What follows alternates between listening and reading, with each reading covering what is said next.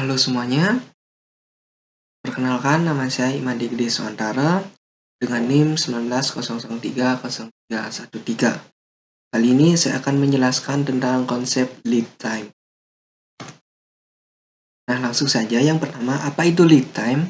Lead time adalah mengacu pada waktu yang dibutuhkan untuk direncanakan sampai antara awal dan penyelesaian operasi atau proyek. Istilah ini biasanya digunakan dalam manajemen rantai pasokan atau supply chain, manajemen proyek, dan bidang manufaktur. Waktu yang lebih lama seringkali mengakibatkan inefisiensi pemborosan sumber daya, dan perusahaan harus meninjau waktu pemrosesan mereka terhadap tolak ukur untuk mengidentifikasi cara meningkatkan waktu tunggu mereka. Mengurangi lead time bisa meningkatkan produktivitas secara keseluruhan, menghasilkan pendapatan dan keuntungan yang lebih tinggi. Oke, yang ini selanjutnya yaitu komponen lead time. Yang pertama ada waktu pemrosesan awal, disebut juga sebagai waktu perencanaan. Dan ini termasuk waktu yang dibutuhkan untuk menerima permintaan, untuk stok ulang, memahaminya, dan membuat pesanan pembelian saat membeli barang, atau membuat pekerjaan dalam kasus perusahaan manufaktur. Yang kedua yaitu waktu proses. Waktu proses adalah waktu yang dibutuhkan setelah menerima pesanan, pembelian untuk mengadakan atau memproduksi barang. Yang ketiga yaitu waktu tunggu. Waktu tunggu di sini adalah waktu yang dibutuhkan antara pengadaan barang yang diperlukan hingga saat proses produksi dimulai. Yang keempat yaitu waktu penyimpanan. Waktu penyimpanan adalah jumlah waktu yang diperlukan selama item tinggal di gudang atau pabrik menunggu pengiriman. Yang kelima yaitu waktu pengangkutan. Waktu yang dibutuhkan untuk barang diproduksi untuk berpindah dari suatu gudang ke gudang yang lain atau ke pabrik pelanggan. Yang terakhir yaitu waktu inspeksi, yaitu waktu yang dihabiskan oleh pelanggan untuk memeriksa produk untuk melihat apakah memenuhi spesifikasinya, dan juga mengacu pada waktu yang diperlukan dalam menangani ketidaksesuaian dengan permintaan pesanan. Selanjutnya ada 4 jenis lead time, yaitu yang pertama customer lead time, adalah jumlah waktu yang dibutuhkan antara konfirmasi pesanan dan pemenuhan pesanan, baik dari pengambilan ataupun pengiriman, tergantung kesepakatan dengan pelanggan. Yang kedua yaitu material lead time, jumlah waktu yang diperlukan untuk melakukan pemesanan dengan pemasok dan penerimanya, mulai dari pesanan dikonfirmasi hingga tersedia.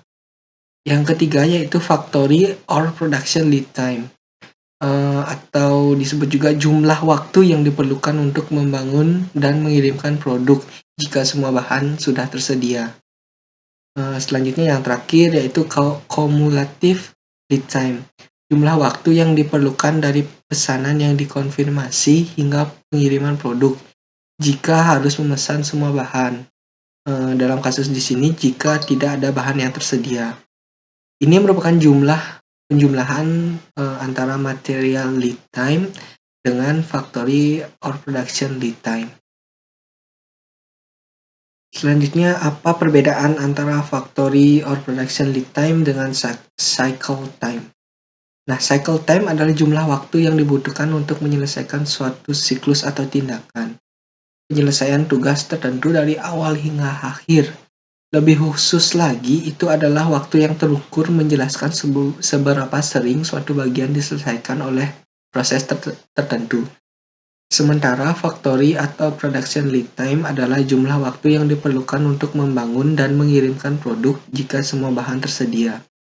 Ini bisa mencakup semua proses manufaktur, subperakitan, dan perakitan yang mempengaruhi kemampuan untuk mengolah bahan menjadi produk jadi. Selanjutnya yaitu fungsi lead time pada bisnis. Lead time merupakan faktor yang penting untuk kepuasan pelanggan. Biasanya pelanggan menginginkan barang atau jasa secepat mungkin dengan sedikit upaya. Untuk manufaktur atau pabrik, konsep lead time memiliki hubungan dengan jumlah inventaris yang ada di berbagai titik dalam keseluruhan rantai pasokan. Jika lead time pelanggan kurang diperhatikan, dari material lead times, production lead times, atau cumulative lead times, ini akan mengakibatkan tertahannya inventaris dalam rantai pasokan di beberapa atau semua titik. Variasi dan ketidakkonsistenan akan sering memperparah masalah ini. Hal itu akan menyebabkan penyimpanan stok atau inventaris menambah risiko dalam rantai pasokannya. Selanjutnya yaitu bagaimana sebuah lead time itu bisa mempengaruhi inventory. Out of the stock memanglah hal yang merepotkan ya, karena menyebabkan banyak pelanggan yang harus menunggu agar pesanannya bisa dipenuhi. Sekaligus meningkatkan biaya untuk perusahaan karena mungkin terpaksa untuk menghentikan proses produksi. Kegagalan untuk mengisi stok sebagian besar disebabkan oleh penundaan lead time yang bervariasi. Beberapa penyebab umum penundaan lead time itu antara lain bencana alam, kesalahan manusia, kekurangan bahan baku, sistem manajemen inventaris yang tidak efisien, dan faktor lainnya. Perusahaan dapat kehabisan stok dengan menggunakan Perusahaan dapat mengurangi kehabisan stok dengan menggunakan software manajemen inventory atau software akuntansi yang memiliki fitur inventory terlengkap yang mengotomatiskan proses pemesanan bahan. Nah, berikut adalah cara mengurangi lead time pada proses inventory. Yang pertama yaitu kurangi aktivitas yang tidak menambah nilai atau mengurangi aktivitas yang tidak berhubungan dengan manajemen lead time. Yang kedua yaitu ubah metode pengiriman. Dengan mengubah metode pengiriman dari metode yang tradisional menjadi metode yang lebih modern, itu bisa meningkatkan atau mengurangi lead time dalam proses pengiriman. Yang ketiga yaitu cari sumber lokal. Dengan mencari sumber lokal, kita bisa menghemat biaya pengiriman dan juga lebih efisiensi waktu.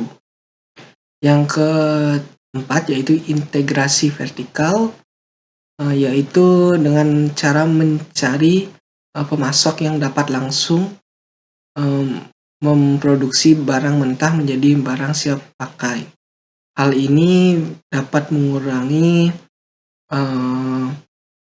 waktu pengiriman dan juga lebih mempercepat dalam proses produksi. Dan terakhir yaitu otomatiskan prosesnya. Dengan menggunakan sistem yang otomatis, tentunya hal ini dapat meningkatkan efisiensi dan menambah keuntungan bagi perusahaan. Nah, selanjutnya yaitu apa dampak mereduksi lead time pada bisnis. Pengurangan lead time dapat berarti pengelolaan inventory secara efisien dan lebih banyak kas untuk bisnis. Dalam beberapa aspek itu berarti lebih sedikit risiko dan exposure dan pengelolaan material. Satu pengecualian utama adalah pengurangan customer lead time. Jika customer lead time ini berarti membuat bisnis lebih baik di mata konsumen dan pada saat yang sama memiliki tingkat persediaan yang lebih tinggi sehingga pesanan bisa terpenuhi secara optimal. Nah, baik, dari beberapa penjelasan yang sudah saya jelaskan tadi, sampailah kita pada kesimpulannya. Yang pertama yaitu lead time adalah waktu yang dibutuhkan atau direncanakan antara awal dan penyelesaian operasi atau proyek. Istilah ini biasanya digunakan dalam manajemen rantai pasok, manajemen proyek, dan bidang manufaktur. Komponen lead time terdiri dari waktu pemrosesan awal, waktu proses, waktu tunggu, waktu penyimpanan, waktu pengangkutan, dan waktu inspeksi. Ada beberapa jenis lead time, tetapi ada 4 jenis lead time utama ya untuk tujuan kita di lingkungan manufaktur atau perakitan, yaitu customer lead time, material lead time, factory or production lead time, dan cumulative lead time. Mengurangi lead time berarti meningkatkan produktivitas secara keseluruhan, menghasilkan pendapatan dan keuntungan yang lebih tinggi. Oke, baik, sekian penjelasan tentang konsep lead time. Jika ada kesalahan Dari penjelasan saya, baik sengaja maupun tidak sengaja, saya mohon maaf. Akhir kata saya ucapkan terima kasih.